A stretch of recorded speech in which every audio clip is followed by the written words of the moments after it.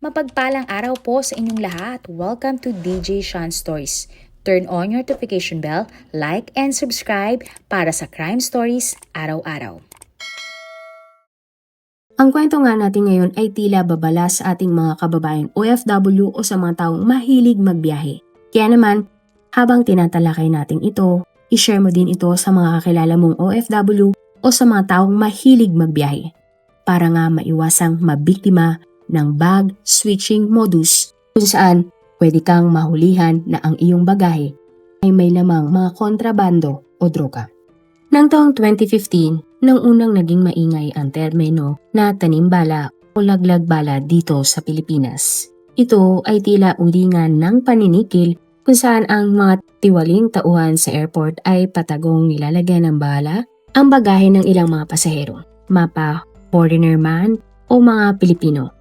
Pero kadalasan ay nga sa ilang mga sabi-sabi, karaniwang ginagawa ito sa mga turista na papaalis na ng Pilipinas at ayaw na ng kahit anong istorbo at gusto na lamang umalis ng ating bansa. Siyempre, kapag nga naman nagkaroon sila ng ganong problema sa airport, mapipilitan silang magbigay ng kung anuman ang maibibigay nila kung sakasakaling makitaan nga sila ng mga bala sa kanilang bagahe.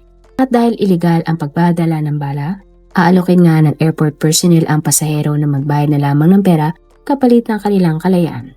Subalit nitong 2025, tila may bago na namang modus sa airport ang tanim droga sa mga pasahero. Nitong May 2026, nabunyag nga na may sindikato sa likod nito. Ang nakakalungkot, isang Pilipina ang nabiktima ng nakakatakot na insidenteng ito. Noong July 15, 2025, nang unang binalita ang tungkol sa dalawang pasahero mula sa Canada na nahulihan umano ng may dalang ipinagbabawal na gamot. Nung una ko ngang makita ang larawan na ito, gulat na gulat ako. Dahil kahit na nakablur ang kanilang mga larawan, tila mapapansin na hindi gagawin ng mga Pilipinang ito ang binibintang sa kanila, lalo na at galing pa sila sa Canada. Ayon sa mga balita, ang lalaki na 25 years old ang unang dumating sa NAIA Terminal 3. Siya ay isang Pinoy at mula sa Toronto. Nang hapon din ng araw na iyon, naharang naman ang 65 years old na Filipina-Canadian na kalaunan nakitaan nga ang kanyang mga bagahe na may lamang puting kristal. At nang suriin nga ito ng mga tauhan sa airport, napag-alaman nila na ang mga bagahe ay naglalaman nga ng ipinagbabawal na gamot na nagkakahalaga ng 304 million pesos. Git nga ng Pinay, hindi nila bagahe o maleta ang suitcase na naglalaman ng iligal na gamot. Nag-iiyak at nagsisigaw nga ang dalawang mga balikbayan habang iginiigit na hindi nila bagahe ang mga iyon. Subalit sa huli na aresto pa din ang Pinay at Pinoy para sa mga reklamong Republic Act No. 9165 o mas kilala bilang Comprehensive Dangerous Drugs Act of 2002. At makalipas ang halos isang taon, ngayon lamang nabigyan ng linaw ang nakakatromang sinapit ng Pinay mula sa Canada. Ang Pinay ay kinilala ngang si Grace, 66 years old. Si Grace ay may mga apo na at matagal nang naninirahan sa Canada. Isa siyang Canadian citizen na kahit ilang buwan na ang lumipas, dala pa din ng Pinay ang trauma na kanyang sinapit sa NAIA Terminal 3 Airport. Noong July 2025, sumakay si Grace sa Cathay Pacific Airways mula sa Toronto International Airport patungong Maynila via Hong Kong. Normal siyang nag-check-in, dala ang kanyang mga bagahe o maleta. Habang nasa loob ng restricted area ng paliparan sa Toronto, tinanggal ng mga tiwaling empleyado ang luggage tag ng maleta ni Grace at idinikit ito sa isang maleta na naglalaman ng 24 kilo ng ipinagbabawal na gamot na nagkakahalaga ng 164.7 million pesos. Paglapag nga ng eroplano na sinakyan ni Grace sa Maynila, ang kanyang maleta ay dumaan sa X-ray screening. Doon pa lamang napansin ng mga kawani ng airport ang kakaibang hugis ng maleta na nakapangalan kay Grace.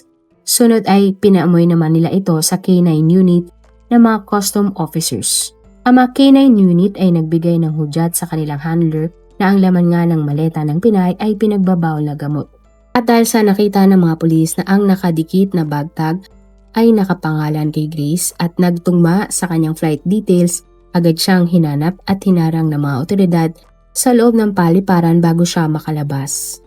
Pinaniniwalaan na dinala ang Pinay sa isang kwarto kung saan ang isa pang balikbayan na Pinoy ay katulad niya din ng sitwasyon. Pagkatapos ay binuksan sa harap ni Grace ang maleta na nakalagay ang kanyang bag tag na naglalaman ng detalye ni Grace. At dito na nga nabunyag ang mga clear plastic bag na naglalaman ng mga kontrabando. Pero nanindigan si Grace na hindi niya maleta iyon. Maging ang isa pang lalaki na inaakusahan ay sumisigaw na hindi niya maleta ang bagahe na nasa kanyang harapan. Iginit nga ni Grace na ang maleta ay hindi niya pagmamay-ari dahil magkaiba ang kulay at itsura nito. Ngunit hindi siya pinakinggan ng mga kawani ng airport dahil ang airline-issued baggage tag na nakadikit sa maleta ay nakapangalan din kay Grace. Sinabi din ni Grace na naniniwala siyang pinagpalit ang maleta niya kaya napunta ang kanyang bag tag sa maleta na may langang mga droga. Agad namang inaresto si Grace maging ang isa pang Pinoy dahil sa laman ng kanilang mga bagahe. Matapos iyon, ikinulong si Grace. Hindi naman na nabanggit pa sa balita kung saan nagmula ang ipinagbabawal na gamot o kung sino ang grupo ng nasa likod nito. Pero ang tiniyak ng mga pulis, hindi basta-basta ang grupo na ito, pero posible ito raw ay mula sa Golden Triad o the Southeast Asian Drug Trade Region na kinabibilangan ng Myanmar, Thailand at Laos, kung saan nagmula ang malalaking sindikato ng ipinagbabawal na gamot.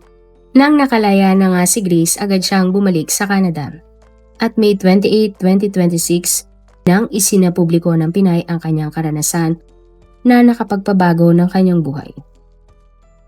Hindi nga inakala ni Grace ang simple at maliit na papel na nasa kanyang maleta ang magbibigay sa kanya ng karanasan na kahit kailan ay hindi niya malilimutan.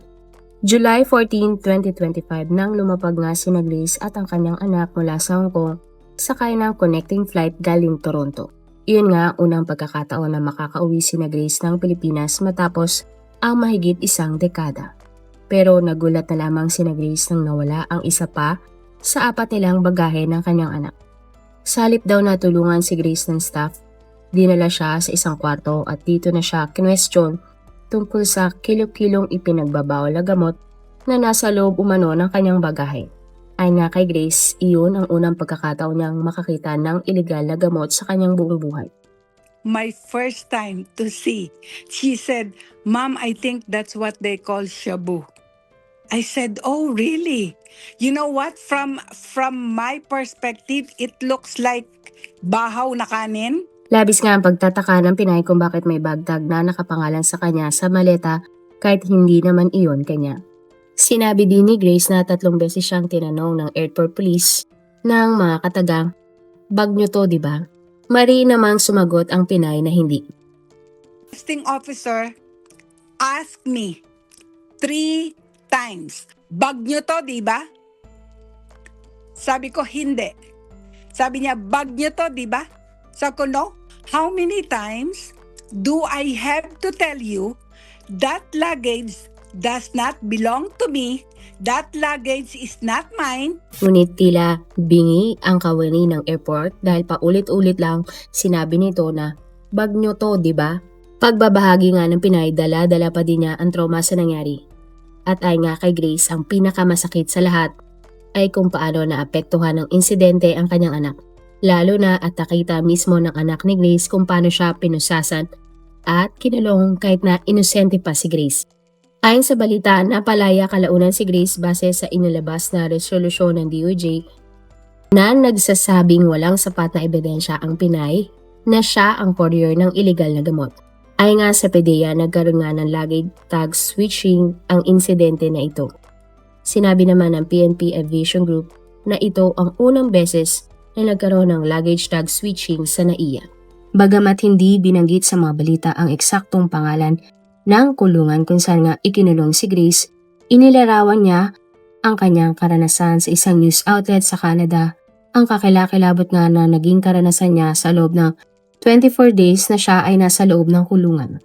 Ayon sa Pinay, kinulong siya sa isang selda na may agiw, sapot ng gagaba at napakalaking mga ipis. At dahil sa sobrang siksikan ng mga preso sa loob, napilitan siyang matulog ng diretso sa simento o sahig gabi-gabi. Sinabi din ng ginang na wala siyang ibang nagawa kundi ang umiyak, humingi ng tulong sa embahada at magdasal na lamang na lumabas ang katotohanan. Maging ang pamilya nga ni Grace ay humingi ng tulong sa Royal Canadian Mounted Police hinggil sa baggage tag switching na kinasangkutan ng Pinay. Nakalaya naman si Grace dahil sa video na ibinigay ng mga pulis sa Canada na nagmula sa Toronto Pearson International Airport, kung saan nga sumakay si Grace. Sa video malinaw na nakunan ang aktwal na itsura, tatak, sukat at kulay ng bagaheng pisikal na inilagay mismo ni Grace sa check-in counter. At nang ikumpara nga ito sa maletang nahulihan ng ipinagbabawal na gamot, napatunayang magkaiba ang dalawang mga bag. Ito ang naging matibay nga na ebidensya na binaklas nga ang luggage tag ni Grace at inilipat sa bag na naglalaman ng ipinagbabawal na gamot.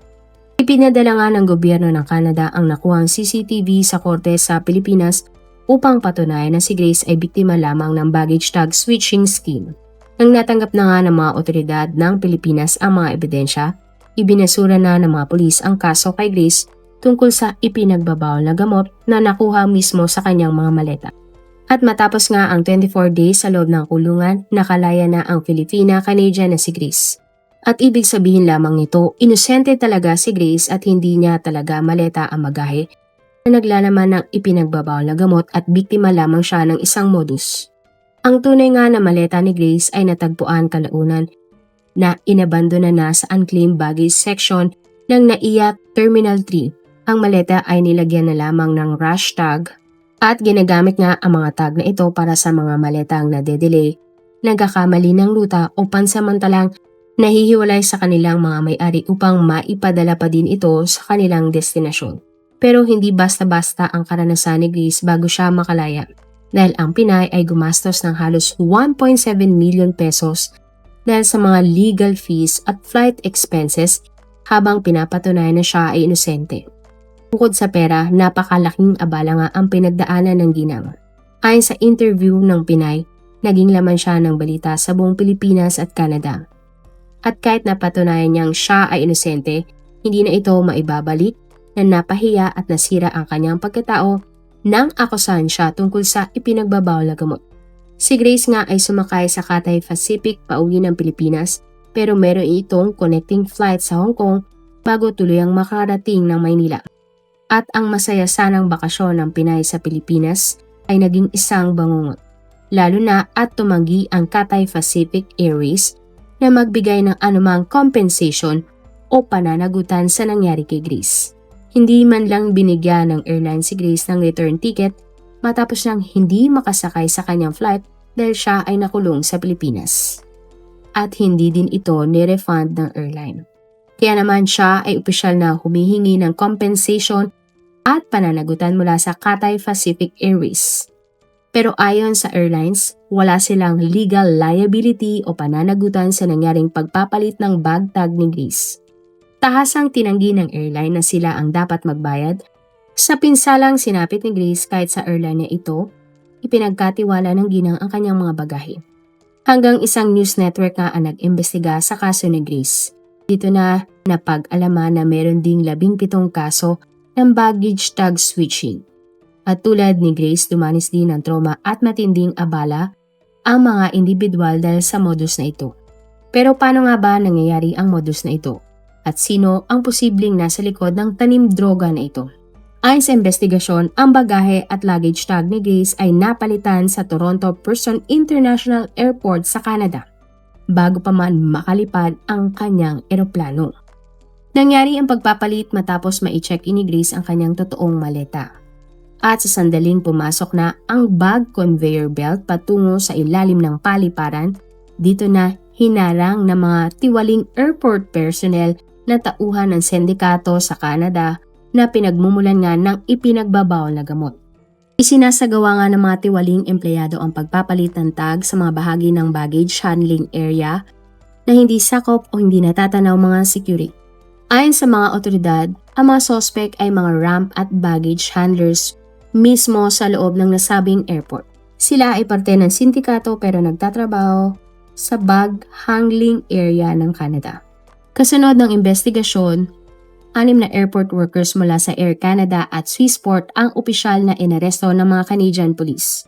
Ayon sa investigasyon, ang lahat ng pasahero na biktima ay paong mula sa Canada at sila ay patungong Japan, Mexico, Germany at New Zealand.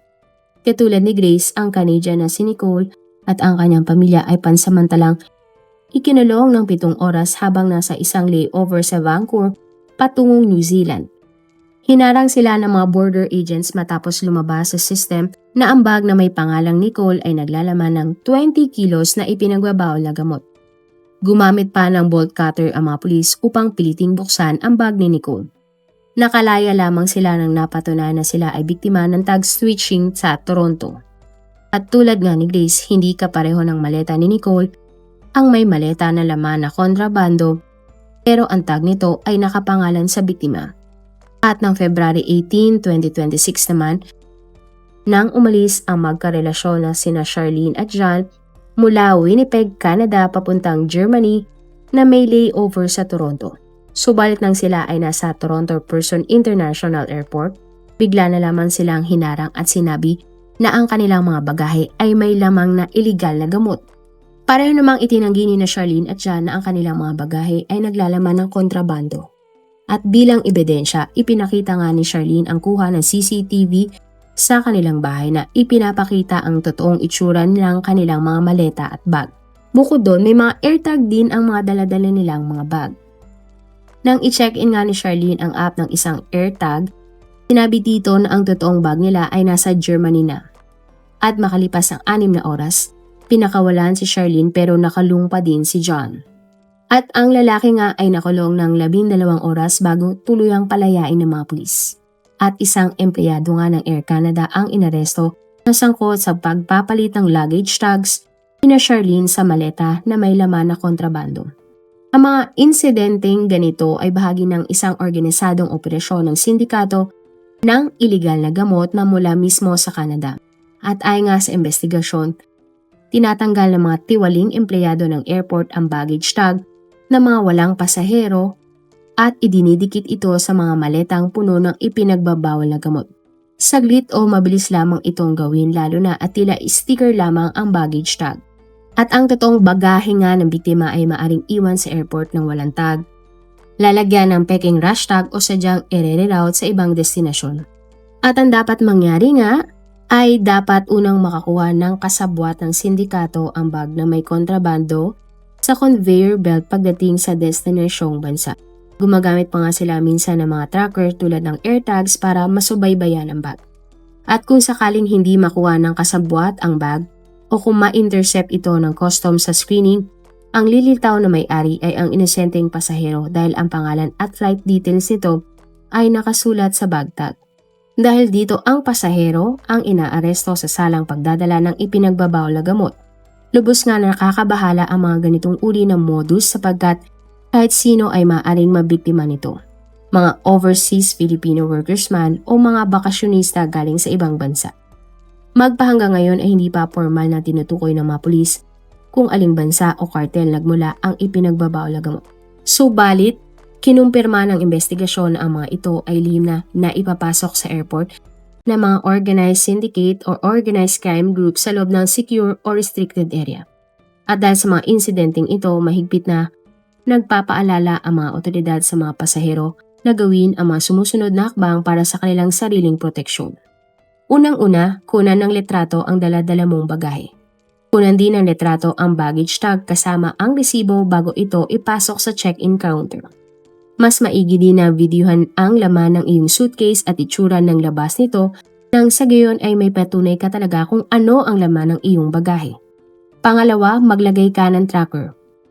Maglagay ka ng AirTags o smart tags sa loob ng isang bagahe upang iyong matrack kung nasaan na dumadaan ang mga bagahe o kung nasaan na ito. Suriin ang bag. Tiyakin ang kukunin mong bagahe sa conveyor belt ay hindi lamang kapareho ng iyong pangalan, kundi tumutugma din ang bag tag sa itsura ng iyong totoong bagahe o maleta. Lagyan nga ng tig o kakaibang markings ang iyong bagahe. Mas mainam nga na lagyan mo ang iyong maleta ng clear tape o mga markings na tanging ikaw lamang ang nakakaalam o meron. Nang sa gayon may matibay kang palatandaan kung sa'yo ba ang maleta na iyon o hindi. Nakakalungkot at sinapit nga ito ng Filipina-Canadian na nagbabakasyon lamang sa Pilipinas. Ayon nga sa ilang mga netizen, nakakaawa si Grace dahil tumagal ng 24 days ang pagkakapit niya sa kulungan. Gayon, sa ibang mga kaso ay tumatagal lamang sila ng ilang oras at napapatunayan na ang bagahe ay hindi talaga sa kanila. Hindi sana gumastos si Grace ng milyong piso kung ito ay napatunayan agad na ang bagahe na may kontrabado ay hindi talaga sa Pinay. I-share mo na rin ang video na ito para naman kung may kilala kang OFW o laging nagtatravel sa ibang bansa ay maiwasan maging biktima ng baggage switching. Marami pong salamat sa inyong panonood. Meron ba kayong mga kwento na gusto nyong i-share sa ating mga manonood? O kung may personal po kayong kwento na gusto nyong i-feature sa ating channel, i-comment down below nyo lang ang inyong mga suggestions.